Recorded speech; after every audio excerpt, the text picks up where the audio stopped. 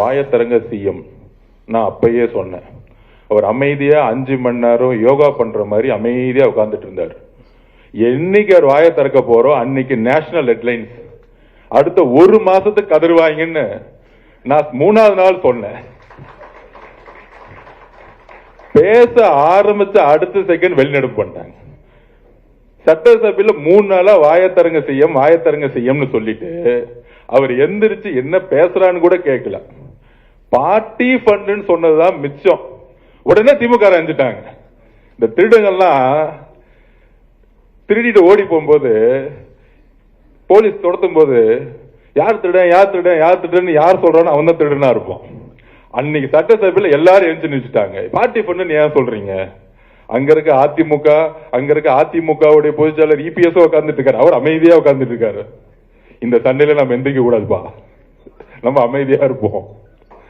ஆனா திமுக எந்திரிச்சு எக்ஸ்போஸ் ஆயிட்டாங்க. அப்ப அவர்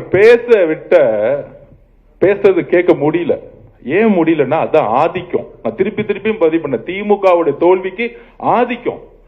பண்ணையார் மனத்தனம், நாம மட்டும்தான் ஆளுங்கட்சி, எங்க அப்பா எங்க புள்ள நாங்க மட்டும்தான் முதலமைச்சர், ஒரு கொத்தடிமை கூட்டம் தான் அமைச்சர்கள், இப்படி ஒரு சிந்தனையை அவங்க நம்பிட்டாங்க.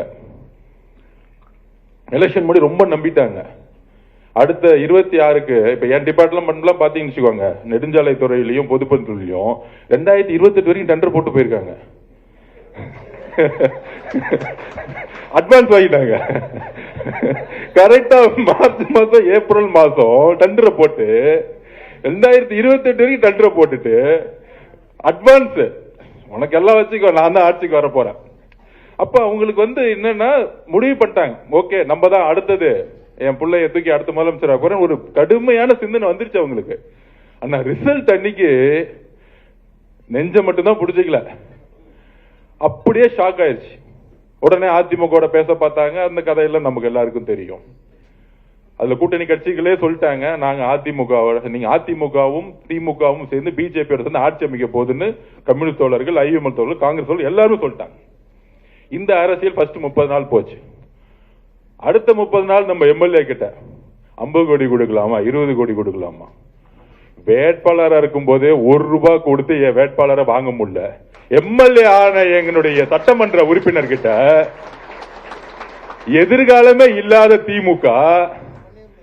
திமுக தலைவரே சட்டமன்ற உறுப்பினர் ஆக முடியாத திமுக நம்ம சட்டமன்ற உறுப்பினர் பேசுறாங்களா 50 கோடி தரேன், 20 கோடி தரேன். அவங்க பக்காவா ரெக்கார்ட் பண்ணி போலீஸ்ல கொடுத்துட்டாங்க.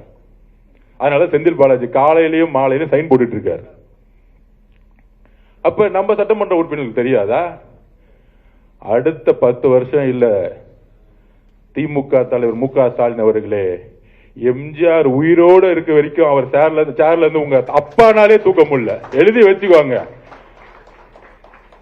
அவர் இருக்கிற வரைக்கும் உங்களால ஒண்ணுமே செய்ய முடியாது. உங்களோட சாம்ராஜ்யம் முடிஞ்சிருச்சு.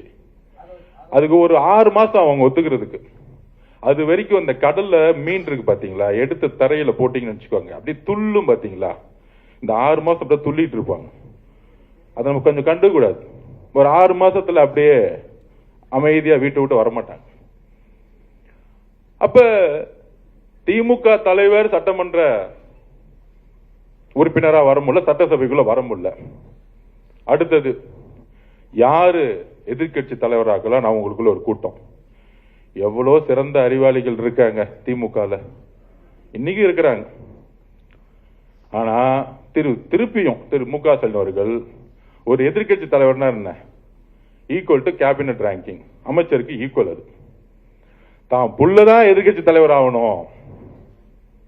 திருப்பி ஒரு பட்டாபிஷேகம், துணை முதலமைச்சர் ஆக்குறது ஒரு பட்டாபிஷேகம், எதிர்கட்சி தலைவராக ஆக்குறது ஒரு பட்டாபிஷேகம். எப்ப லாஸ்ட் 5 வருஷம் சட்டசபைக்கு வராத ஒருத்தரை தூக்கி பட்டாபிஷேகம் பண்ணி எதிர்கட்சி தலைவர்.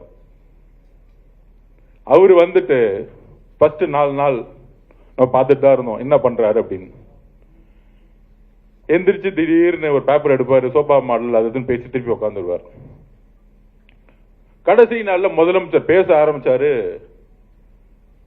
எந்திரிச்சுட்டு இப்படிலாம் பேசக்கூடாது, பார்ட்டி ஃபண்ட் எல்லாம் பேசக்கூடாது. அப்ப வரலாற்றுல முதல் முறையா ஒரு முதலமைச்சர் தான் கடைசியா பேசி முடிப்பார். கவர்னருடைய உரைக்கு எல்லா கட்சியோட தலைவர்கள் பேசுவாங்க, எதிர்கட்சி தலைவர் பேசுவாரு, எல்லாத்துக்கும் பதில் வந்து முதலமைச்சர் கொடுப்பார். அதோட சட்டசபை முடிஞ்சிட்டு தேதி குறிப்பிடாம முடிச்சு வைப்பாங்க. இது எல்லாருக்கும் தெரியும். சபாநாயகர் திடீர்னு ஒண்ணு சொல்லிட்டார், மாண்புமிகு எதிர்கட்சி தலைவர்களை முதலமைச்சர் பேசி முடிக்கட்டும், உங்களுக்கு பேசுறதுக்கு வாய்ப்பு தரேன். இது சுதந்திர வரலாற்றில் தமிழ்நாட்டில் இதுவரைக்கும் எந்த சபாநாயகரும் சொன்னதே கிடையாது. உங்களுக்கு அறிவு இருந்தா, திறமை இருந்தா, திராவிட முன்னேற்ற கழகத்தின் ஒரு உண்மையான எதிர்கட்சி தலைவரா இருந்திருந்தா அந்த வாய்ப்பை பயன்படுத்திருக்கலாமா, முடியாதா? இதுவரைக்கும் முதலமைச்சருடைய உரை, ஒட்டுமொத்த உரையை எடுத்து பார்த்துக்குவாங்க, தனிப்பட்ட விமர்சனங்கள் கிடையவே கிடையாது. ஒரே ஒரு முறை மதுரையில் அங்கிள்னு சொன்னார், அது வந்து அவருடைய ஒரு உறவு முறையில சொன்னார். அவர் தவறுன்னு சொன்னோன்னே, வருந்துறாங்கன்னு சொன்னோன்னே அடுத்த மீட்டிங்ல சொன்னாரு, நான் தவறான வார்த்தைகளை சொல்லல, ஒரு உறவு முறையில சொன்ன, இன்னமேட்டு அந்த வார்த்தையை சொல்ல மாட்டேன்னு சொன்னது எங்க தலைவர். இதுதான் உண்மை. அரசியல் ரீதியான தாக்குதல் இருக்கும் எங்களோட தலைவர்கிட்ட இருந்து. ஏன் ஒட்டுமொத்த அடுத்த கட்டத்தில் இருக்கக்கூடிய நிர்வாகிகள் அவர்கிட்ட இது வரைக்கும் தவறா ஒருமையில ஒரு பெண்ணை நோக்கிய விமர்சனம் தமிழக வெற்றி கழகத்துடைய நிர்வாகிகள் வந்ததே கிடையாது. இதுதான் எங்களுடைய வளர்ப்பு, எங்கள் தலைவர்கிட்ட இருந்து நான் கத்துக்கிட்டோம். அப்ப எதிர்கட்சி தலைவரா இருக்கக்கூடிய பணி என்ன? அண்ணா உருவாக்கி இயக்கம், சமூக நீதியும் மாநில சுயாட்சியும் பேசி பேசி வளர்ந்த இயக்கம். அதுக்கப்புறம் கலைஞர் 1000 குற்றச்சாட்டுகள் இருக்கான், சமூக நீதி பேசி கட்சியை வளர்த்தார். அவரும் பெண்களை கொச்சையா பேசக்கூடிய வழக்கத்தை திருமதி இந்திரா காந்தி மேடம் கிட்ட இருந்து கொண்டு வந்தார். அது என்ன பேசினார் அதுக்குள்ள போக விரும்பல, இறந்தவரை பத்தி பேச வேணாம், வரலாறு. அப்ப ஜெயலலிதா அம்மா பொதுச் செயலர் ஆன, முதலமைச்சர் ஆன, அன்னைக்கு உருவான பண்பாடு திமுக, ஒரு பெண்ணுடைய தலைமையை விமர்சிக்க மாட்டாங்க. ஒரு பெண் முதலமைச்சரா இருக்கும் பொழுது அந்த முதலமைச்சர் செய்யக்கூடிய நிர்வாகத்தை விமர்சிக்க மாட்டாங்க. தேர்தல் அரசியலை எதிர்கொள்ளக்கூடிய பிரச்சாரத்தை உருவாக்க மாட்டாங்க. தனிப்பட்ட தாக்குதல்கள், ஒரு பெண்ணுடைய உடல், உறவு. பெரியார் அப்பயே சொன்னார், பெண்ணை கடவுளா பார்க்கறதோட பெண்ணை சக மனுஷியா பாருங்க, நம்மள ஒரு ஆளா பாருங்க. புனிதமா பேசுறது முக்கியம் இல்ல, சமத்துவமா பேசுறதுதான் முக்கியம். இந்த சிந்தனை உங்களுக்கு இல்லை திரு உதயநிதி அவர்களே. பெரியார் கருத்துக்களை உள்வாங்கி அண்ணா உருவாக்கிய இயக்கம், பெரியாருடைய பெண் ஏன் அடிமையானால் புக்கை எடுத்து மொத உதயநிதிக்கு புக்கை கொடுக்கணும். அந்த சிந்தனை இருக்குல்ல, அந்த ஒரு பிறப்பால் ஒரு சிந்தனை இருக்குல்ல திரு உதயநிதி அவர்களுக்கு. எங்க தாத்தா கலைஞர் முன்னாள் முதலமைச்சர், எங்க அப்பா முன்னாள் முதலமைச்சர் ஸ்டாலின், எங்க அப்பா முன்னாள் முதலமைச்சரா இருந்ததுனால இன்னைக்கு என்ன பட்டாபிஷேகம் பண்ணி எதிர்கட்சி தலைவரா உட்கார்ந்து வச்சிருக்க அந்த திமிர் இருக்குல்ல, அந்த திமிர் தான் பிறப்பால் உருவாக்கப்பட்டது. அந்த பிறப்பால் உருவாக்கப்பட்ட ஆணவம் தான் இன்றைக்கு 57 எம்எல்ஏவோட உங்களை உட்கார வச்சு 26 கட்சி கூட்டணியை உருவாக்கி ஒவ்வொரு தொகுதியில் 40 கோடி ரூபாய் செலவு பண்ணி 75 வருஷ பாரம்பரிய கட்சிய உங்களுடைய ஆணவத்தால் இன்னைக்கு உங்களை உட்கார வச்சிருக்கார் திரு மு.க. ஸ்டாலின் அவர்களை. இன்னைக்கு வீட்டில் உட்கார்ந்துருக்காரு உங்களுடைய ஆணவம். ஏன் அந்த வார்த்தையை சொல்றேன்னா, இப்ப எக்ஸ்ல ஒரு ட்வீட் போட்டிருக்காரு, தமிழக வெற்றி கழகத்துக்கு ஆணவமா திரு மு.க. ஸ்டாலின் சொல்றாரு. இதுவரைக்கும் எங்களுடைய முதலமைச்சர், எங்களுடைய அண்ணன் ஒரே ஒரு இடத்துல பெண்ணை தவறா தரக்குறைவா பேசி பார்த்திருக்கீங்களா? எழுதி வச்சுங்க, இப்ப எழுதி கொடுங்க திரு மு.க. ஸ்டாலின் அவர்களை. உங்கள் மீது ஏற்படக்கூடிய ஊழல் குற்றச்சாட்டுகளை பத்தி பேசியிருப்பார், அதிகார அத்துமீறலை பத்தி பேசியிருப்பார், உங்களுடைய குடும்ப ஆட்சியை பத்தி பேசியிருப்பார். இதுதான் மக்கள் கிட்ட அவர் கொண்டு போன பிரச்சாரம். வேற எந்த பிரச்சாரத்தையும் அவர் உருவாக்கல. அவர் சொன்ன மாதிரியே எழுதி வச்சுக்கோங்க, இந்த 80 நாள்ல 75 வருஷத்துல ஒழிக்க முடியாத ஊழலை ஒவ்வொரு துறையிலும் ஒழித்திருக்கிறார். இன்னைக்கு இந்த 80 நாள்ல பார்ட்டி ஃபண்ட் முதலமைச்சர் கலெக்ஷன் பண்ண நினைச்சா 10,000 கோடி ரூபாய் ஈஸியா கலெக்ஷன் பண்ண முடியும். அது வேணான்னு தூக்கி போட்டிருக்காங்க. எங்களுக்கு தெரியாத அந்த வழி. இங்க இருக்கக்கூடிய ஒவ்வொரு சட்டமன்ற உறுப்பினர்கள்ட்ட கையில 5 லட்சம் ரூபாய் இன்னைக்கு வரைக்கும் பணம் இல்ல. இங்க இருக்கக்கூடிய அமைச்சர்கிட்ட இன்னைக்கு வரைக்கும் மொத்தமா 25 லட்சம் ரூபாய் பணம் இல்ல. ஒரு நேர்மை என்பது என்ன தெரியுங்களா? வாய்ப்பே இல்லாம நேர்மையா இருக்கிறது முக்கியம் இல்ல, எல்லா வாய்ப்புகளும் இருந்து ஒரு மனிதன் அதிகாரமும் அந்த பலமும் இருக்கும் பொழுது நேர்மையா என் மக்கள்கிட்ட நான் என்ன சொன்னோமாங்க நிமிர்ந்து ஒவ்வொரு நாள் உட்கார்ந்துருக்காரு பாத்தீங்களா எங்களோட முதலமைச்சர். அந்த நேர்மைதான் மக்கள் அவரை நேசிக்க வைக்குது. அந்த நேர்மைதான் தமிழ்நாட்டுடைய ஒட்டுமொத்த பெண்களுடைய அண்ணனாவும் தம்பியாவும் மகனாவும் இருக்கிறார் எங்க தலைவர். எங்களுடைய நாங்களும் சரி போனவண்ணே அன்பா பெண்கள் ஏன் ஓடி வராங்க? தமிழக வெற்றி கழகம் நான் திருப்பி பதிவு பண்ணோம், கண்டிப்பா ஆளுங்கட்சி ஆகும். கண்டிப்பா மாண்பு முதலமைச்சர் ஜெயிச்சு முதலமைச்சர் ஆக்குவார். 4 மாசம் முன்னாடி நம்பல. அதற்கான காரணம் என்ன தெரியுமா? எல்லாரும் இளைஞர்கள் சொல்லிட்டு இருந்தாங்க. ஏன்னா நம்ம போகும்போது எல்லாரும் இளைஞர்கள் நம்மள வேலை பார்க்கறதுக்காக எல்லாம் ஓடி வருவாங்க. ஆனா அவங்க கண்ணுக்கு தெரியாத ஒன்னே ஒண்ணு என்ன தெரியுமா? வீட்டுல இருந்தாங்க பாருங்க, அமைதி புரட்சி பண்ணாங்களே பெண்கள், ஒட்டுமொத்த பெண்களும் இந்த வெற்றியை உருவாக்கியது பெண்கள். திருப்பி பதிவு பண்றோம். நாங்க எங்க ஏன் யாருக்கிட்ட உண்மையா இருக்கணும்? நாங்க நினைக்கிறது தெரியுமா? முதல்ல தமிழ்நாட்டில் இருக்கக்கூடிய எங்களுடைய தாய்மார்களுக்கிட்டையும் எங்களுடைய அக்கா கிட்டையும் தங்கச்சிக்கிட்டையும் நாங்க உண்மையா இருக்கணும் நினைக்கிறோம். ஏன்னா இந்த கட்சியை உருவாக்கியது தமிழக பெண்கள். எங்க அண்ணனை முதலமைச்சர் ஆக்கியது தமிழக பெண்கள், அதோடு சேர்ந்த இளைஞர்கள். அப்ப ஏன் எங்களுக்கு அந்த உணர்வு வருது? அதுல இன்னைக்கு சொல்றாரு, தமிழக திமுக பேட்டி கொடுக்கிறார் RS பாரதி சொல்றாரு, மூத்த தலைவர். அது என்ன, நாங்க எம்ஜிஆர் காலத்துல இப்படித்தான் பேசிக்கிட்டு இருந்தோம், கலைஞர் காலத்திலும் அப்படித்தான் பேசிட்டு இருந்தோம், ஏன் அம்மா ஜெயலலிதா காலத்திலும் அப்படித்தான் பேசிட்டு இருந்தோம், ஐயா எடப்பாடி காலத்தில் அப்படித்தான் பேசிட்டு இருந்தோம். இந்த 4 பேர்ட்ட என்னவன பேசிக்குவாங்க. ஆனால் எங்கள் அண்ணன் முதலமைச்சரா பொறுப்பேற்றதிலிருந்து திரு சி ஜோசப் விஜய் அண்ணன் எங்கள் முதலமைச்சரா இருக்கக்கூடிய பெண்களை நோக்கி விமர்சிக்கக்கூடிய யாரா இருந்தாலும் கைது செய்யப்படுவார்கள். இது ஏன்னா ஒருத்தருக்கான மிரட்டலோ பழிவாங்கலோ கிடையாது. இந்த கலாச்சாரத்தை தூக்கி எறியணும். ஒரு பெண் அரசியல் வரக்கூடாதா? ஒரு பெண் நிருபரா வரக்கூடாதா? பத்திரிகையுள்ள வரக்கூடாதா? ஏன் உங்களை பார்த்து கொஸ்டின் கேட்டக்கூடாதா? கேட்கிற கேள்வியை விட்டுட்டு அவங்களோட உடலையும் அவர்களோட உறவையும் சுக்குநராக கூடிய செயலை செய்யறதா திமுக. அப்ப அண்ணா பேசிய சமூக நீதியும் மாநில சுயாட்சியும் தூக்கி எறிஞ்சு இன்னைக்கு ஆபாச நீதியாக ஒரு எதிர்கட்சி தலைவர் உட்கார்ந்துட்டு இருக்காரு. இனிமேட்டு அவர் ஆபாச நீதி தான் கூப்பிடணும், உதயநிதி கிடையாது. உறுதியாக சொல்றோம். என்ன வார்த்தைகள்! நான் கேட்கிறேன், நான் என்ன பேசுறது தவறுன்னு இன்னைக்கு வரைக்கும் உணரல. வார்த்தைகள் தவறு இருக்கலாம், மனிதன் உணர வேண்டும். தவறு செய்யாத மனிதர்கள் கிடையாது, ஆனால் அது உணரணும். அந்த உணர்ச்சி இருக்கா? இன்னைக்கு பேசுறாரு, நான் என்ன பேசணும்? ஒண்ணுமே பேசல. உங்களுடைய அம்மா முன்பும் உங்களுடைய மகள் முன்பும் இந்த வார்த்தையை பேச முடியுமா திரு உதயநிதி அவர்களே? பேச முடியுமா? எல்லோருக்கும் குடும்பம் இருக்கு. எல்லா பெண்களையும் ஒரே மாதிரி பார்க்கணும். எங்க அம்மாவை பார்க்கிற மாதிரி தான் இன்னொரு அம்மாவை நான் பார்க்க முடியும்.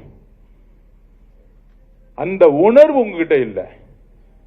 ஆனா எங்க தலைவருக்கு ஒவ்வொரு பெண்ணையும் தன்னுடைய அம்மாவும் தங்கச்சியாவும் அக்காவையும் பார்த்துட்டு இருக்காரு. இதனாலதான் இந்த ரியாக்ஷன். இதுதான் உண்மை. இது அரசியலோ பழிவாங்களோ கிடையாது. நாங்க எதுக்கு அரசியல் பழி வாங்கணும்? 60 வருஷ வரலாற்றை தூக்கி எறிஞ்சு சிங்கிளா தனியா எங்கால் ஜெயிச்சிருக்காரு எலெக்ஷன்ல. உங்களை எதிரியாவே நாங்க பார்க்கல. எங்க தலைவரை எதிர்த்து நிக்கிறதுக்கு ஒரு தகுதி வேணும்.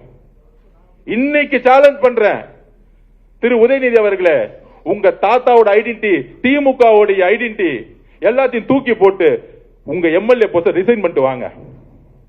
எங்க தலைவர் சாமானிய ஒருத்தர் நிப்பாட்டுவார். அதே சேப்பாக்கத்துல சாமானிய ஒரு பெண்ணை நிப்பாட்டுவார். சாமானிய ஒரு பெண்ணை சேப்பாக்கத்துல இன்னைக்கு நாங்க நிப்பாட்டு ரெடி. சேலஞ்ச் பண்றோம். ஒரே ஒரு முறை எங்க தலைவர் வருவார் பிரச்சாரத்துக்கு. ஒரே ஒரு முறை தான் வருவார். டெபாசிட் வாங்க மாட்டீங்க. எழுதி வச்சுக்கிறீங்களா? இன்னைக்கு சேப்பாக்கத்துல எலெக்ஷன் நடந்துச்சுன்னா ஏன் தெரியுமா? திமுக இன்னைக்கு எதிர்கட்சி தலைவரான காரணமே கூட்டணி கட்சினாலதான். கூட்டணி கட்சியோட 20% மைனஸ் வச்சுங்க 10 தொகுதி வச்சிருக்க மாட்டாங்க. கூட்டணி கட்சியில 10 தொகுதி இல்ல. காங்கிரஸ், ஐஎம்எல், கம்யூனிஸ்ட், பிசிக இல்லன்னா திமுகனால 10 தொகுதி வச்சிருக்க முடியாது. இப்ப ஒட்டுமொத்த கூட்டணி எங்க தலைவர் கூட எங்களோட இருக்கிறாங்க. அப்ப நீங்க உங்களை பார்த்து நாங்க எதுக்கு பயப்படணும்? தேர்தல் ரீதியா நீங்க யார் எங்களுக்கு? எங்க தலைவர் உங்களை பார்த்து பயந்தாதானே வந்து கைது பண்ணணும், சிறை தள்ளணும். அந்த பயம் எங்க தலைவருக்குள்ள. சாமானிய தொண்டனர் கூட தமிழக வெற்றி கழகத்தில் கன்னியாகுமரிக்கு ஒரு சாமானிய ஒரு பெண்ணு கூட அந்த பயம் கிடையாது. உங்களை பார்த்து முடிஞ்சு போச்சு உங்க சாம்ராஜ்யம். எல்லாம் சேர்ந்துட்டாங்க. பெண்கள் ஒட்டுமொத்தமா சேர்ந்துட்டாங்க. நீங்க இது பேசி முடிச்ச அடுத்த செகண்ட் சமூக வலைத்தள பாருங்க, ஒட்டுமொத்த பெண்களும் பேச ஆரம்பிச்சிட்டாங்க. என்ன பேசுது? ஒரு பொறுப்பு வாய்ந்த எதிர்கட்சி தலைவர் பேசுறதா? Equal to cabinet ranking. அமைச்சர் இடத்துல இருக்கீங்க நீங்க. எதிர்கட்சி தலைவர் யார் இருந்திருக்கா?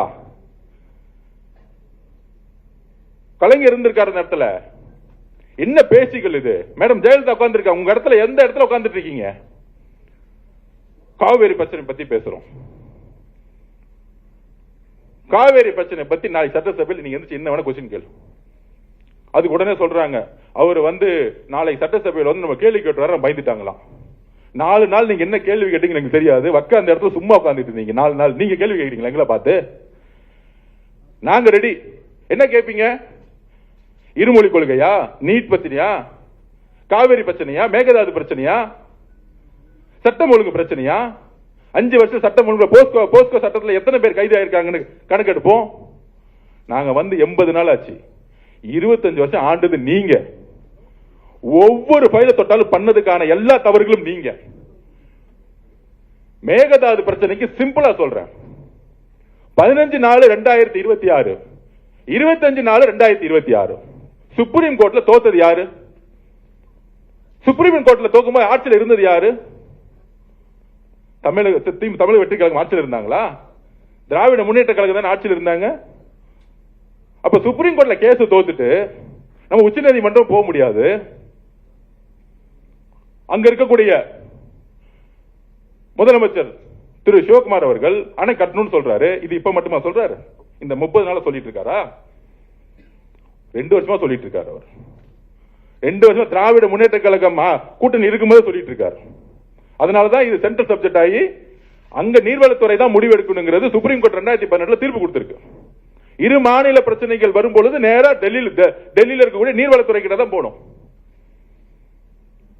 அப்ப முதலமைச்சர் என்ன முடிவு பண்ணணும்? முதலமைச்சர் சட்ட ரீதியா முடிவு எடுக்கிறார். நம்ம கோர்ட்டுக்கு போவோம். சுப்ரீம் கோர்ட்டுக்கு போக முடியாது. ஏன்னா 2 தட்டி அப்பீல் ஆகி தோத்துட்டோம். அப்ப உடனே சுற்றுச்சூழல்ல கேஸை ஃபைல் பண்ண சொல்லிட்டார். சுற்றுச்சூழல் சர்டிபிகேட், என்வாயன்மெண்ட் சர்டிபிகேட் இல்லாம டேம் கட்ட முடியாது. டெக்னிக்கலி ஃபைல் பண்ணிட்டார். இதை நம்ம சொல்றோம் சட்டசபையில். அதுக்கப்புறம் ட்ரிபியூனல் போவோம். இது திமுக எடுத்த முடிவு தான். சட்ட வல்லுநர்கள் அதான் சொல்றாங்க. இப்ப இருக்க ட்ரிபியூனல் நம்ப முடியல. அவங்க டிபிஆர் அக்செப்ட் பண்ணிட்டாங்க. நம்ம புதுசா ட்ரிபியூனல் போனோம். திராவிட முன்னேற்றம் கழகம் சொன்னதும் நம்ம சட்ட வல்லுநர் சொன்னதும் முதலமைச்சர் அக்செப்ட் பண்ணி சட்டமன்றத்தில் ஒரு மனதா தீர்மானம் பண்ணமா இல்லையா? அன்னைக்கு திராவிட முன்னேற்றத்துக்கு ஏதாவது கருத்து வேறுபாடு இருந்துச்சா? இல்ல அதிமுக கருத்து வேறுபாடு இருந்துச்சா? எல்லாரும் எந்திரிச்சு ஒரு மனதா தீர்மானம் நிறைவேற்றியாச்சு. ஆனா உடனே 10 நாள்ல 10 வருஷமா மழை பிரச்சனை கிடையவே கிடையாது. இந்த வருஷம் மழை இல்ல. இந்த 10 வருஷமா சொன்ன டைம்ல மழை வந்துச்சு, தண்ணி வந்துச்சு. மழையினால தண்ணி வரல. உடனே அரசியல். தமிழக வெற்றி கழகம் வந்த பிறகு தண்ணி வரல. திருப்பி நம்ம நீர்வளத்துறை அமைச்சர் டிஸ்கஷன் பண்ணி அங்க இருக்கக்கூடிய ஒழுங்காற்றுக்குள்ள உடனடியா அப்ளை பண்ணி அங்க கடுமையா சட்ட வல்லுநர்களை வச்சு நம்மளுடைய கோரிக்கையை சொல்லி அவங்களும் நமக்கு 3500 கனஅடி தண்ணீரை விடுங்கன்னு சொல்லிட்டாங்க. இங்க நம்ம எங்க தோத்துருக்கோம்? தண்ணி விடணும்னு சொன்ன பிறகு தண்ணி விடல. இது எப்பயுமே கர்நாடகா பண்ணும். உடனடியா உச்ச நீதிமன்றத்துக்கு போறதுக்கான ஆலோசனையை கொடுக்க சொல்லிட்டார் முதலமைச்சர். அந்த டிஸ்கஷன் போயிட்டே இருக்கு. திருப்பி மழை அங்க வந்துருச்சு. அதனால 16,000 கனஅடி 20,000 கனஅடி தண்ணி விட்டு ஆரம்பிச்சுட்டாங்க. அப்ப இந்த காவேரி பிரச்சனைக்கு நம்ம எங்க தவறு செஞ்சிருக்கோம்? அப்ப என்ன மாதிரி சூழ்ச்சி அரசியலை இந்த தமிழகம் மட்டும் உருவாக்குறாங்க, பொய்யான அரசியல் உருவாக்குறாங்க. அதுக்கு 16,000 கனஅடி தண்ணி வர ஆரம்பிச்சிருச்சு. அதுக்கு தஞ்சாவூர்ல போய் பேசுறாராம். தண்ணி அங்க விட ஆரம்பிச்சுட்டாங்க, பேசுறாராம். நம்ம ஏதோ மேகதாது விஷயத்துல நம்ம சரியா பேசலாமா? முதலமைச்சர்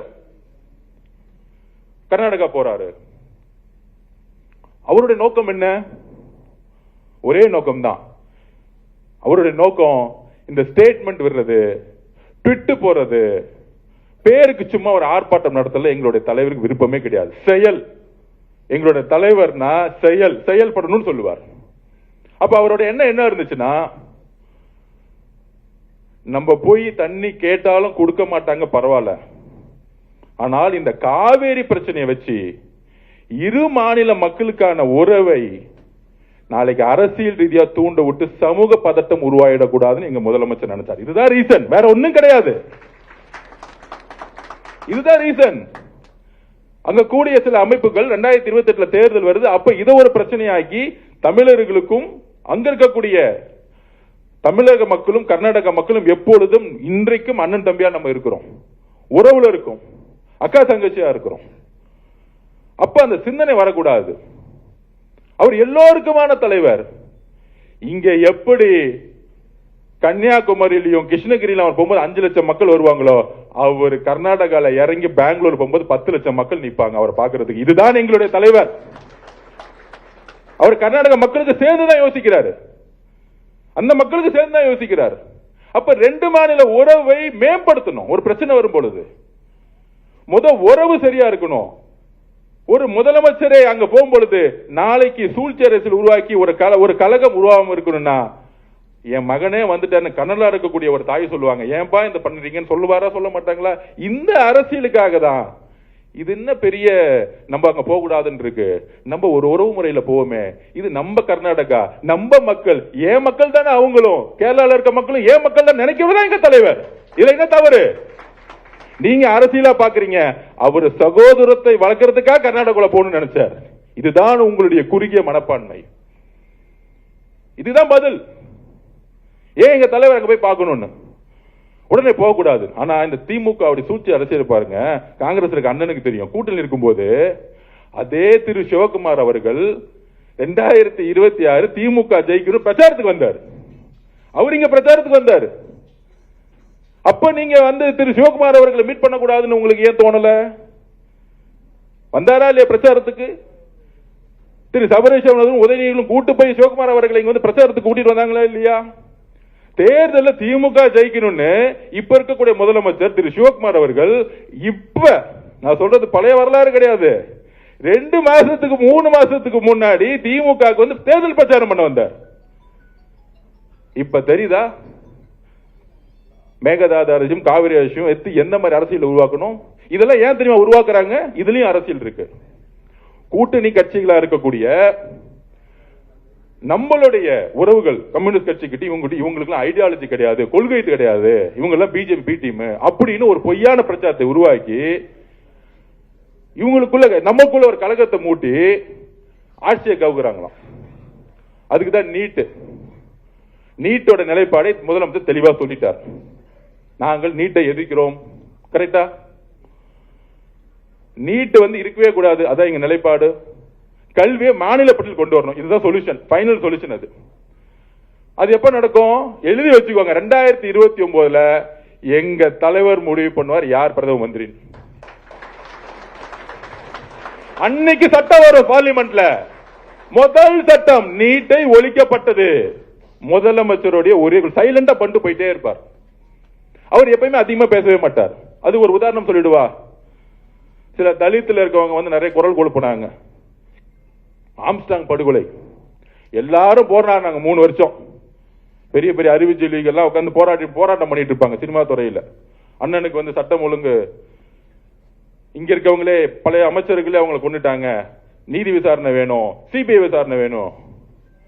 இது வரைக்கும் ஆம்சாங் அண்ணனை பத்தி எந்த போராட்டம் எங்க தலைவர் கலந்துக்கல. ஆனா சைலண்டா வாட்ச் பண்ணிட்டே இருப்பார். முதலமைச்சர் ஆனாரு, வந்தாரு, சுப்ரீம் கோர்ட்ல போயிட்டு சிபிஐ என்கொயரி தான் வேணும்னு சொல்லிட்டு ஃபைல க்ளோஸ் பண்ணிட்டு போயிட்டார். 3 வருஷம் நாடகம் ஆடிட்டு இருந்தாங்க. ஆம்சாங் அண்ணன் படுகொலைக்கு சிபிஐ என்கொயரி வேணும்னு. யாரு இது? யாருக்காக நம்ம அண்ணன் பண்ணார் தெரியுமா? அவங்களுடைய மனைவி இருக்காங்களே, அவங்களுடைய ஒரே கோரிக்கைக்காக. வேற எந்த அரசியலும் கிடையாது, வேற எந்த அரசியலும் கிடையாது. யாரா இருந்தாலும் கைது செய்யுங்க, அது முன்னாள் அமைச்சரா இருக்கட்டும், யாரா இருந்தாலும் கைது செய்யுங்க. நேர்மையான விசாரணை தான் வேணும். ஆம்சாங்கனுடைய மனைவியோடைய கோரிக்கை என்ன? அவங்களுக்கு ஒரு நியாயம் வேணும் கிடைக்கிறாங்க. 3 வருஷமா போராடுறாங்க. கரெக்ட் தானே? செஞ்சிருவோம், முடிஞ்சிச்சு. ஒரே மெசேஜ், அது செஞ்சிருங்க. இதுதான் எங்க தலைவருடைய அரசியல். எழுதி வச்சுக்கோங்க. செயல் செயல் செயல் தான் எங்களோட தலைவர். உங்களை மாதிரி உட்கார்ந்துகிட்டு சும்மா அந்த ஆர்ப்பாட்டம், இந்த போராட்டம், மக்கள் முன்னாடி நடிப்பு, மீடியா அரசியல் தெரியாது. உணர்வு உள்ள அரசியல். அப்ப நமக்கு எந்த தலைகணமும் இல்லை, நமக்கு எதிரிகளே இல்லைன்னு சொல்ல வரல. தேர்தல் அரசியலில் எங்க தலைவருக்கு தெரியும் எப்படி வெற்றி பெறணும் எங்களுக்கு. அதனால எங்க தலைவருக்கு யாரை பார்த்தாலும் பயம் கிடையாது. அவர் சொல்லுவார், ஒருவேளை நம்ம நேர்மையா இருப்போம், ஒருவேளை ஆட்சியே கவுந்தாலும் என்ன அர்ஜுன் 3 மாசத்துல எலெக்ஷன் வரும், நம்ம 234 தொகுதி ஜெயிக்கிறதுக்கான வேலையை பண்ணுங்க. நம்ம கூட்டணி கட்சிகள் சொல்லுங்க, எதுக்கு நம்ம பயப்படணும்? நம்ம கூட்டணி கட்சி தலைவர் சொல்லுங்க. என் மனசுல நேர்மை இருக்கும் போது நான் எதுக்கு பயப்படணும்? இதுதான் எங்களுடைய தலைவர். அப்படி இருக்கும் பொழுது கலைஞர் பேரனா இருந்தான், ஸ்டாலின் மகனா இருந்தான். கொஞ்ச நாளுக்கு முன்னாடி இவங்க பிஜேபியில இருந்து ஒருத்தவங்க வந்து கம்ப்ளைண்ட் பண்ணாங்க. அப்துல்லா, நம்ம பேர் என்னப்பா? அலிஷா. அலிஷா அப்துல்லா மேடம் வந்தாங்க. வந்து கமிஷனர் கம்ப்ளைண்ட் போச்சு. தரக்குறைவா யூடியூப்ல பேசினாங்க. தரக்குறைவா. அது 2 பேர் ரொம்ப சிரிச்சு, அந்த பெண்ணுடைய உடல், அந்த பெண் யார் கூட இருந்தா, அந்த பெண்ணுடைய குழந்தை யாரோட குழந்தை, இதெல்லாம் ஒரு அரசியலா? ஒரு பெண், ஒரு இஸ்லாமிய சமூகத்தில் இருந்த அந்த பெண், எந்த கட்சியா இருக்கட்டும், தைரியமாக அரசியலுக்கு வரக்கூடிய சிந்தனையை நம்ம வரவேற்கணும். அது வரவேற்கணும். சரியா தவறோ? ஒரு பெண். சென்னை பனையூரில் தாவக எம்எல்ஏக்கள் கூட்டத்தில் அமைச்சர் ஆதவ் அர்ஜுனா பேசியதை பார்த்தும், ராஜினாமா செய்துவிட்டு தேர்தலை சந்திக்க தயாரா என உதயநிதிக்கு அவர் சவால் விடுத்திருக்கிறார். முதல்வர் விஜய் அனைவருக்குமான தலைவர் என்றும் அவர் பேசியிருக்கிறார். அவர் பேசிய முழு விவரங்களையும் பின்னர் வரக்கூடிய செய்திகளில் நாம் விரிவாக பார்க்கலாம்.